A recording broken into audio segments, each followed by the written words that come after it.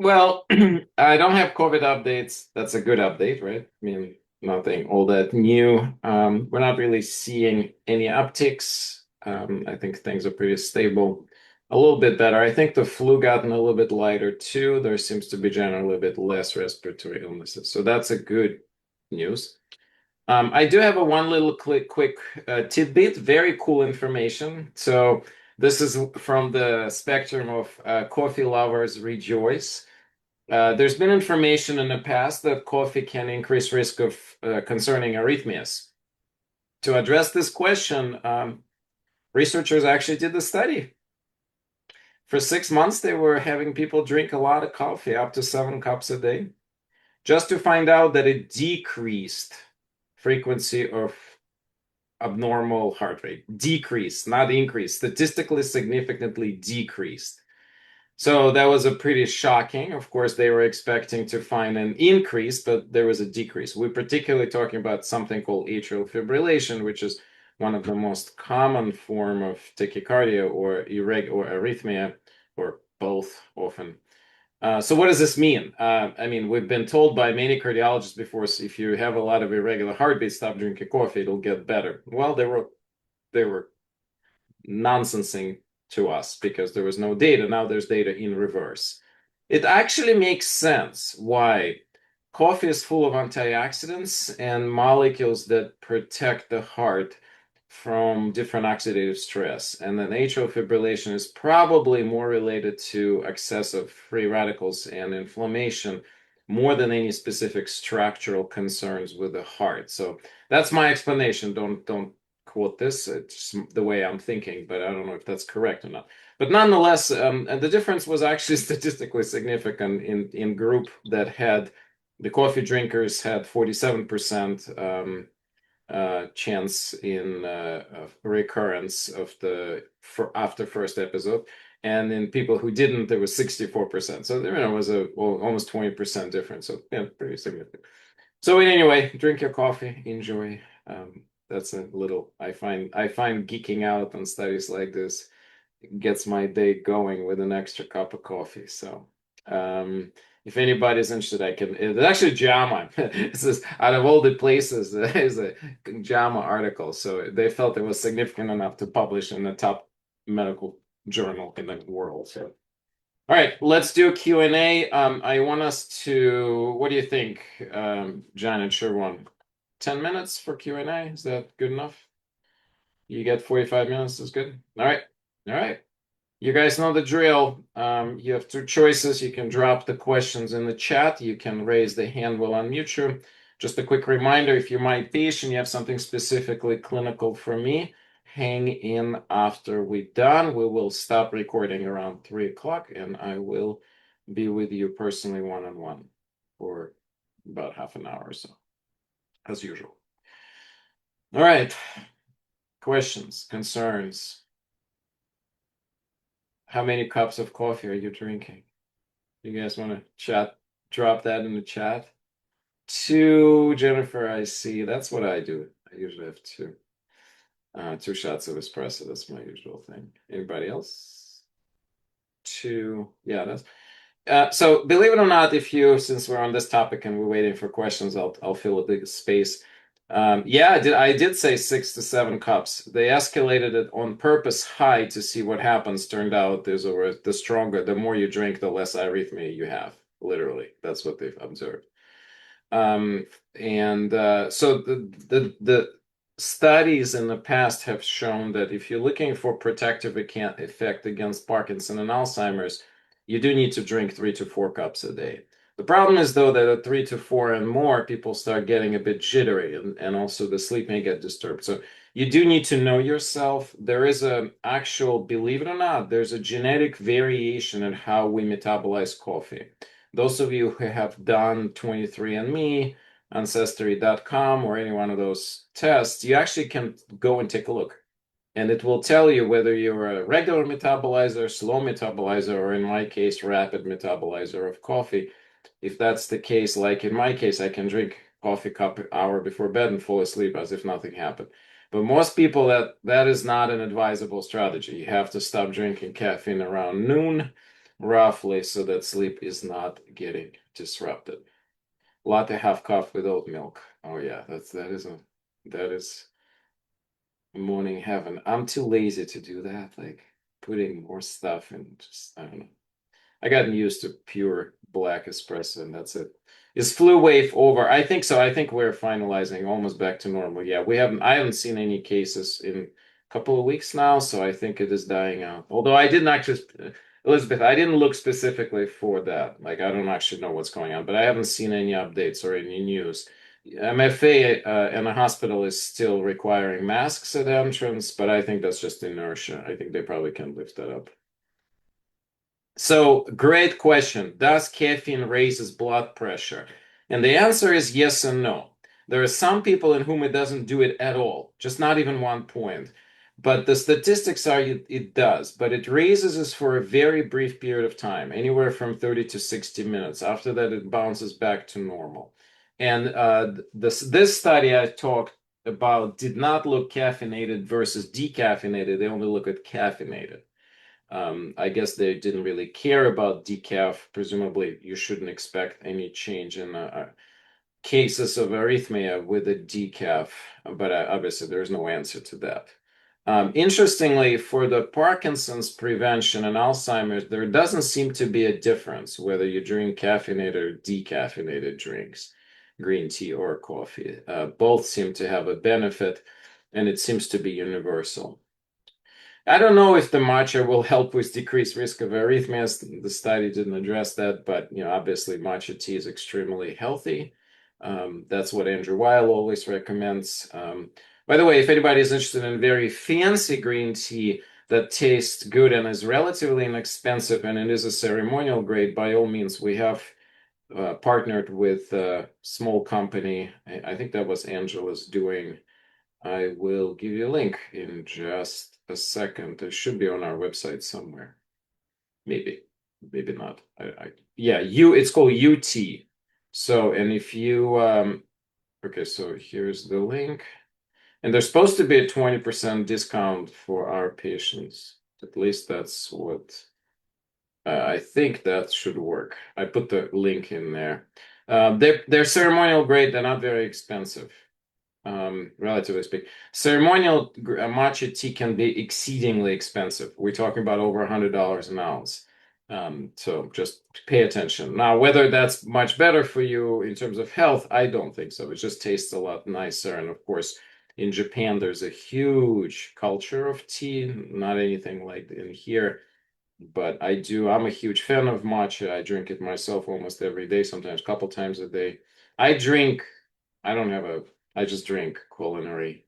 It's like $25 a pound and it lasts me for a year. Like I don't know if I'm doing myself this favor, but I have never seen the results of ceremonial versus culinary grades compared. So I'll do that.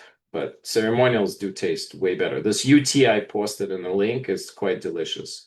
And they have different flavors and stuff. Is it true that all forms of caffeine are coffee specifically? Well, for the study, it was caffeinated, as I mentioned, so just a regular coffee that the people were drinking. Generally speaking, when you look at the protection against neurocognitive decline, it's kind of general, so there doesn't seem to be a separation between different types. I think one thing is important with coffee. Make sure you drink it organic. Coffee is extremely heavily contaminated with crap. You want to drink coffee organic, preferably fair trade, and you also don't want it being processed. So if you like to drink decaf, make sure that the processing of that decaf is done in the most natural forms. There's a lot of decaffeination that used aluminum and all kinds of crap that actually ends up being worse than not drinking coffee at all because of how heavy of the chemicals they're using to decaffeinate. So you want to make sure you get your decaf that is good quality. Generally speaking, I think coffee needs to be very high quality in general. The difference in cost is substantial, but that's one thing I would not try to save a couple of dollars on. I would always try to get a higher quality coffee if you can. And if you drink coffee, yeah, well, tea, matcha would be great substitution. I think. Otherwise, other teas, even black tea, is supposed to be really good for us. Green tea is probably a bit better, but I'm not sure if there's a really clear evidence between different types of tea. I kind of, over the decades, being in America, did really become a big fan of different Chinese and Japanese teas, different variety of green teas. Not just green teas, there's all kinds of teas from Asia, white tea, red tea. I think all of them are really, really good as long as they're grown naturally and it's not one of those Lipton cheap packets where you have more sticks than tea in there and it just gives you a color and a little bit of a flavor. Drink. I think teas and coffees just need to be high quality. I just like certain fruits and vegetables you want organic. I think the teas and coffees I put in the same category. All right, I'm almost at the time. Janet has posting something about the coffee study. Let me take a look. Yeah, that's exactly right. The conclusion is surprisingly, heart rate study finds daily coffee may cut AFib risk by 40%. That's exactly the study. So yes, thanks, Janet, posting it in there. Did the annual rates of life advocacy in DC act as a measles super? Elizabeth, I don't know the answer to this question. I don't even know what this is. So maybe you can post some links. We're right at 2:15, so I don't think I want to answer something I don't know or even try to research this at a time. So maybe we'll hold that off to the next. We don't, for teas and coffees, let me just quickly finish this couple of questions. For teas and coffee, we don't necessarily have specific brands. I think Lavazza is what we drink the coffee wise because of espresso. It's an organic one that we drink. For teas, I don't know. I often buy them.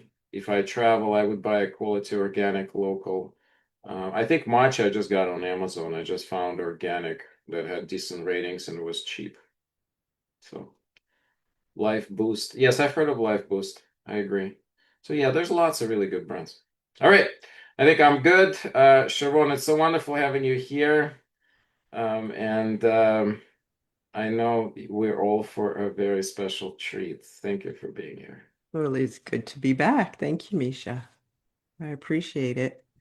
And hello, everyone. It's good to see you all. It's good to be back in this space to be able to share. And a lot has transpired probably since I was last here. Janet noted that even my website looked different, which indicated it's been a while since I've been back here. So it's nice to be back in the space. And today we're talking about moving from mental insight to embodied truth.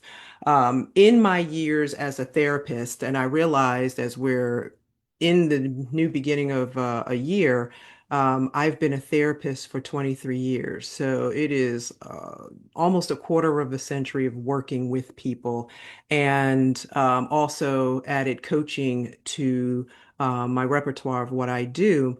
And one of the things that I've noticed in this information age that we're living in is that we have access to so much.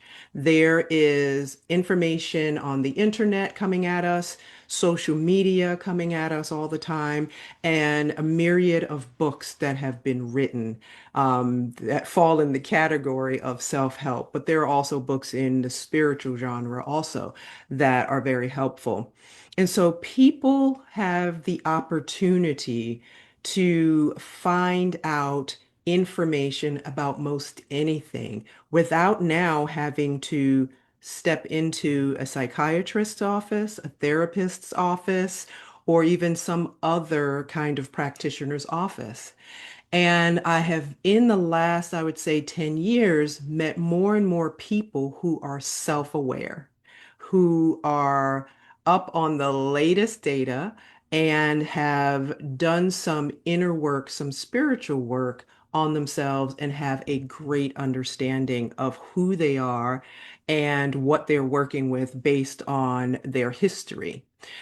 But what I've also started to notice is that most of us, especially who have done some inner work, whether that's mindfulness practice of some kind, have done therapy, or have had a coach or two in their lives, um, and have that bit of self-awareness and insight, feel like they're also missing something else that they're not quite sure what it is and how to put a finger on it.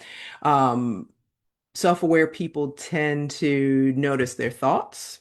We notice our own patterns. We understand what we are should be doing differently, are doing, and want to do differently, but we don't always know exactly how to make an inner shift from what we know up here to what we know here in our bodies.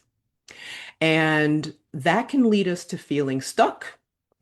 It could lead us to feeling maybe emotionally and relationally stuck in some kinds of loops, whether that's with the people we work with or with the people in our personal lives. And so, in my work as a psychotherapist and psychospiritual coach, I see this again and again where people will say things like, I know how I should be thinking about this, but I don't know how to make the change in my life. I know I should be doing this based on everything I know, but I can't seem to make the shift in my life. And what I'm realizing in these years of working and hearing people say that, it's awareness lives in our minds. Right? Awareness is about what we know, our intellect, the insights, the aha moments. But change itself actually happens through our bodies, through our central nervous systems.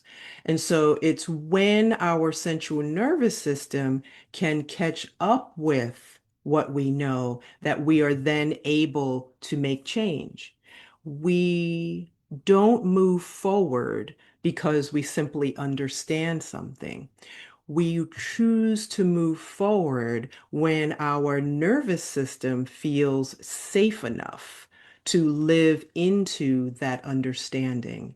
And so that's the shift in the work that I've been doing with people, is to help people to embody the things that they have learned, to embody the insights, the intellect that they've garnered from everything they've read and all the courses they've moved through and all the programs. And so here in mindfulness space, and I'll use myself as an example. I mean, I've been practicing yoga on and off since I was a teenager. I have done a yoga teacher training, yoga therapy training, and a meditation training as well. And all of it really helped me to understand who I am. But it wasn't until I started to really feel into who I am inwardly in this different kind of embodied way where when my nervous system is triggered out in the real world, I can then tap back into what I know and what I've learned up here and really allow it to integrate in my body and have an embodied response to the world around me, which I would have to say in the world that we live in right now feels like a great skill to have. And so it's the embodiment, that integration that we often don't get to do or see in our lives unless we make a conscious shift. So when our mind understands something, but our body is still bracing or protecting us or holding old survival patterns, there is quite a conflict going on inside of us. And that conflict can feel like I know what I want, but I can't quite move towards it. Or I know what I desire, but it seems just out of reach. So today, instead of asking yourself the question of what should I change or what should I do, which is usually the first thing people say, I want to leave you all with a question of what is true for me now, which I find to be a more powerful question to ask because it's present-centered focused. And it allows you to turn your attention inward to notice what is your gut telling you? What is your heart telling you? What do you notice in your breath as you ponder what is coming up for you? So, what is true for me right now? And so we're going to move through a meditation that allows you to take that inner exploration. And in asking yourself that, it's not really what do I want to be true, or what sounds the most spiritual, right? We can sometimes see that in mindfulness spaces, and not what I think I should feel, but what is true for me right now. And that question allows you to be well connected to your body in this present moment. And this is where life happens, right? In this present moment. And the truth then helps you to regulate your nervous system. When we can come to the present moment, that's when we are able to calm and regulate or re-regulate our systems. And the regulation of our nervous system is what makes change sustainable. It is what makes that integration sustainable so that we can move forward with embodied action. So we're going to take a 20-minute meditation. And so I invite you all to allow yourself to get comfortable in the space that you're in, either lying down or sitting in a chair. And just know that we're not going to move through this meditation with an intention of fixing something or fixing anything, that this meditation is simply to guide you to listen inwardly and to invite you to take this practice into your day-to-day life so that you find yourself to have more embodied moments, right? The idea that it could be as simple as connecting to the breath, connecting to your inner body to help you move through big questions or even little questions sometimes seems almost too easy, but it can be that easy, right? The truth already lies within each of us.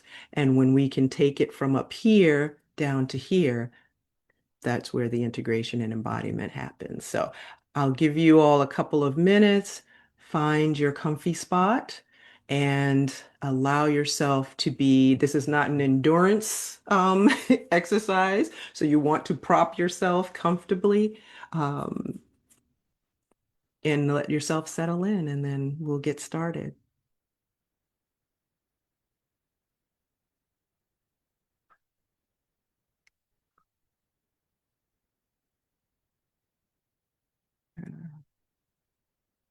Like everybody is almost there.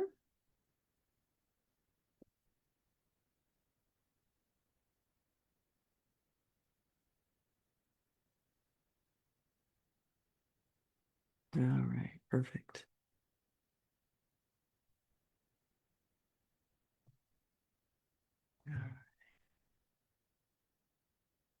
Oh, let me close that. All right.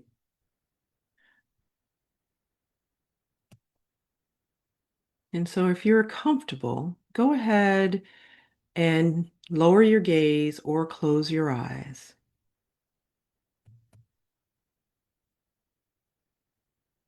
And as you do, begin to be aware of your breath.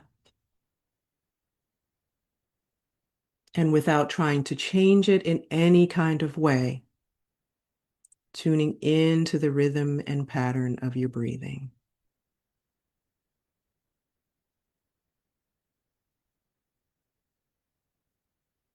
And allow it to be easeful.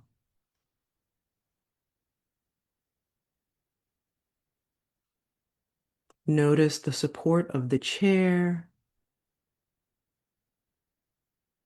or the floor you might be lying on, or the soft cushions you might be lying on.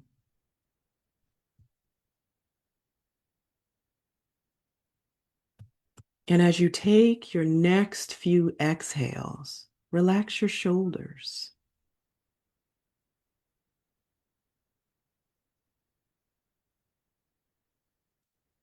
Soften your jaw and your eyebrow line.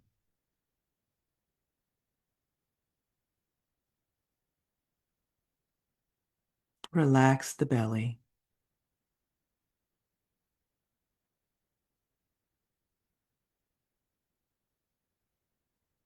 And now begin to lengthen your exhales.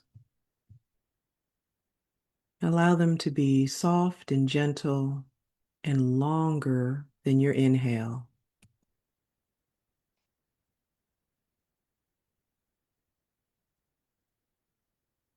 And with every lengthened exhale, just know you're inviting your nervous system to settle.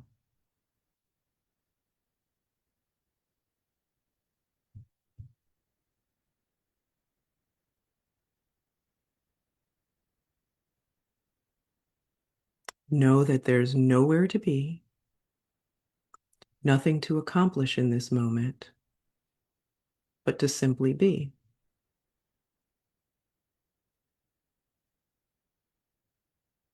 And know that your body is allowed to arrive exactly as it is.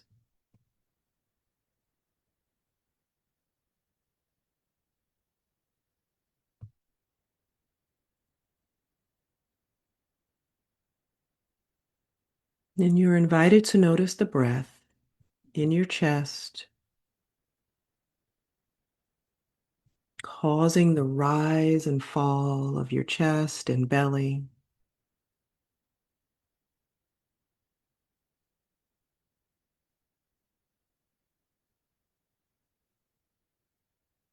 Noticing the temperature in the body.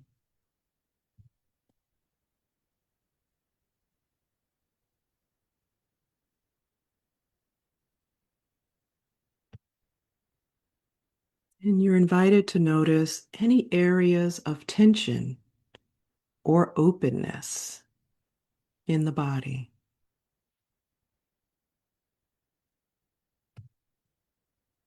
Allow yourself to stay with the sensation, the physical sensation in your body.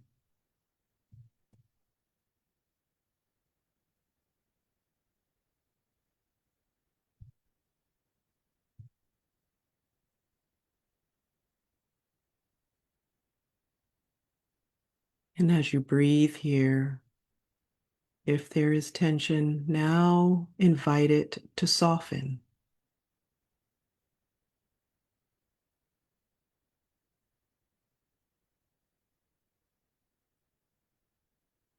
And in the softening, invite it to release.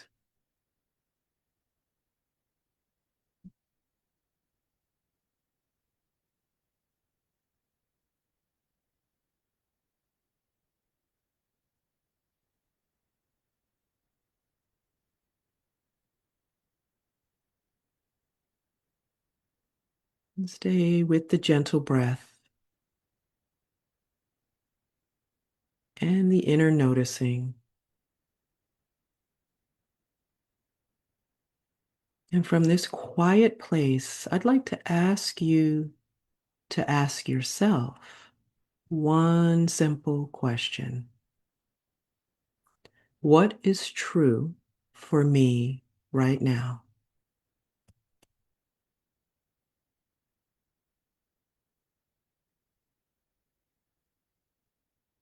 What is true for me right now?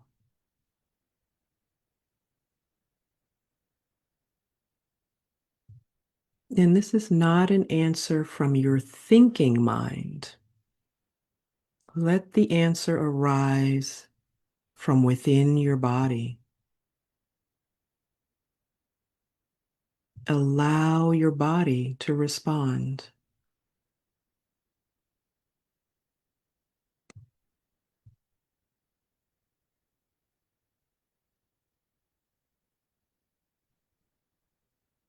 It could be in the form of a sensation, a feeling, a subtle knowing. It could be an image,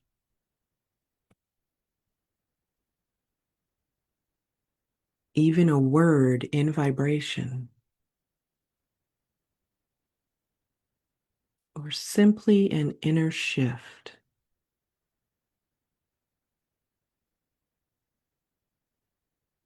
And stay with it.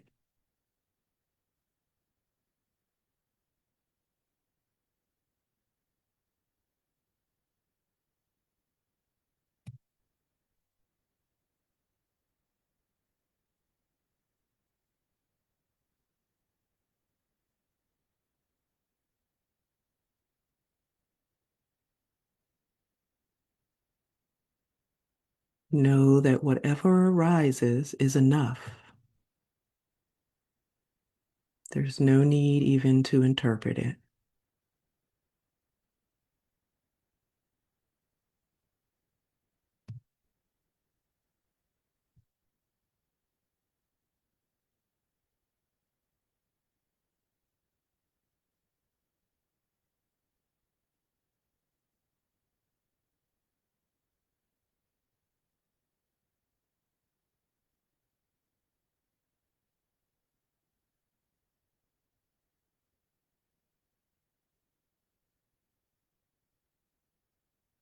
Our bodies are houses to so many questions with so many answers.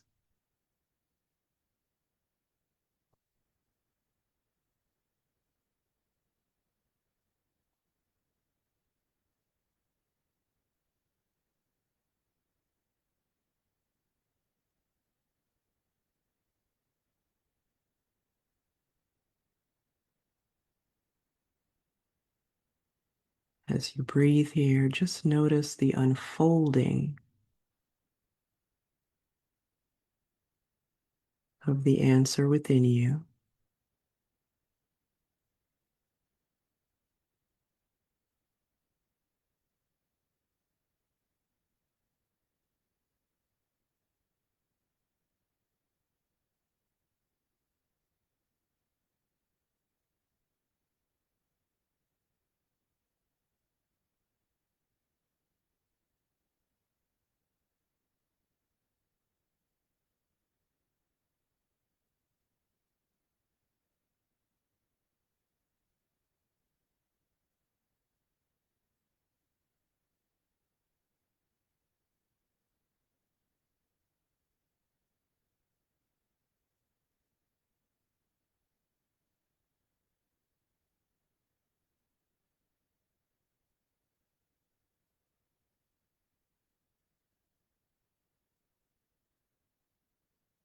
Now, you're invited to begin to breathe a little deeper.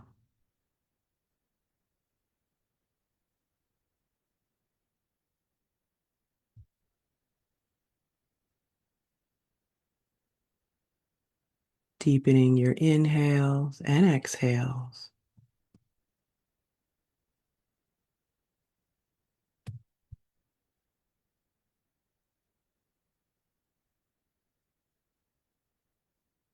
And beginning to feel again your body in this space and time.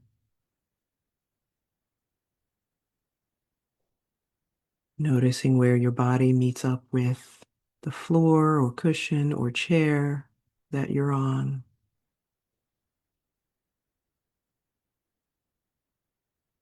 Gently moving toes and fingers.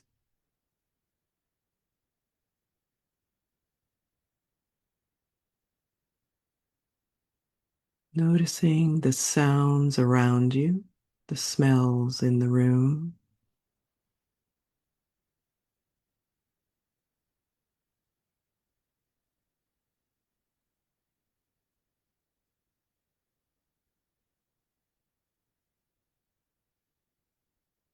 and noticing the room itself that you're in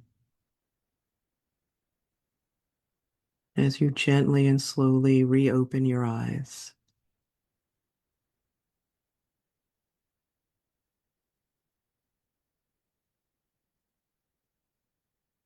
And you're invited to take one slow inhale in and a long, slow exhale out.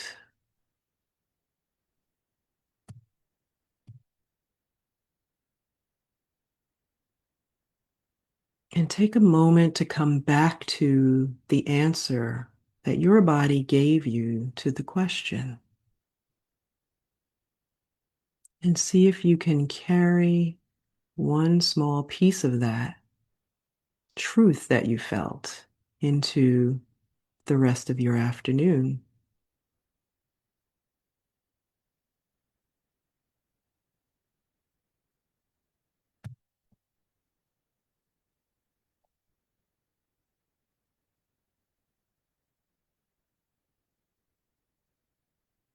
And when you're ready, you can join us back here on the Zoom and reconnecting with the space and with one another.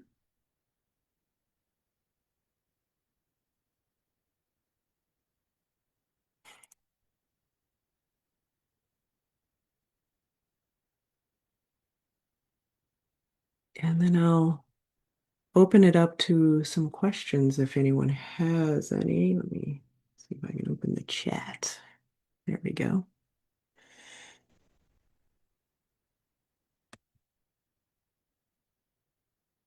Oh, you're welcome.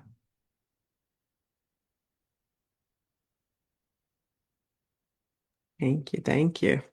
I love this particular meditation. I love pretty much all the forms of meditation, but this one allows me, especially when I'm noodling on something that I feel like is a problem that needs to be solved, to pause and get out of my head and get out of the details of the what I know and to just drop inward and connect to the breath and to the body and allow my central nervous system to kind of chill out. And inevitably, the answer to the question always arises as to what my next steps might be. So I invite you all to take this into your own practices and see how it can be a benefit to you. So any questions?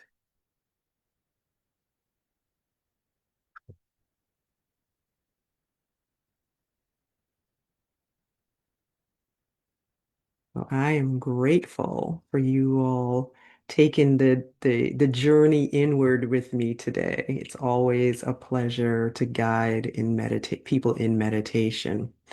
So this practice is a small example of the work that I do in the world with clients, whether coaching clients or psychotherapy clients. And so insight into embodied change is, I think, one of the biggest shifts in how I'm working these days to help people be able to move forward and get unstuck.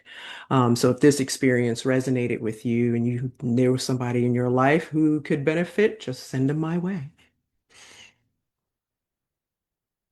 I think that is it for me today. Thank you. I'll turn it back over to you, Misha. Thank you, Shervon. I took a nap, as I often do. When that happens, it's okay. That just means the system is tired enough and it needs deeper rest than just meditation. Indeed. In fact, I feel like every time I used to go to meditation class in first 3 years of medical school, I remember I'd fall asleep like 90% of the time in there. Teachers didn't mind, so that was good. Yeah, no, we never mind. I fall asleep when I meditate at night. Yeah. Usually, if it's after dinner and I'm sitting and meditating, I'm falling asleep. I do want to highlight the importance of doing a little bit of a daily practice. Mm-hmm. Oh yeah, I was just gonna ask to put the post. So Shervon, Janet just posted your website so everybody can take. Oh, good. Thank you. But I think there's something to be said to have some continuous consistency, so to speak, in terms Yeah, of practice. It kind of gives us not just ongoing process, but also the sense of control over the practice and getting used to it. It absolutely. Absolutely. Even as little as 10 minutes a day Yep. can help with that for sure. Yeah. For sure. Well, we finishing a little earlier. I don't have a problem with that. All But right. there is more time for Q&A if anybody wants to hang out. Otherwise, we'll Mm-hmm. be here. Janet, let's keep rolling recording for a few more minutes, just in case people have more general questions. And then the moment I'll start transitioning to individual patients Q&A, we'll stop the recording.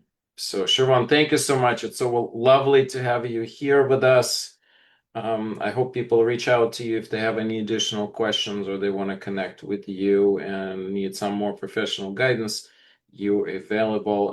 I highly recommend everybody. I think I've had some personal meditative experiences with you that are deeply profound and can't recommend you enough. Thank you so much.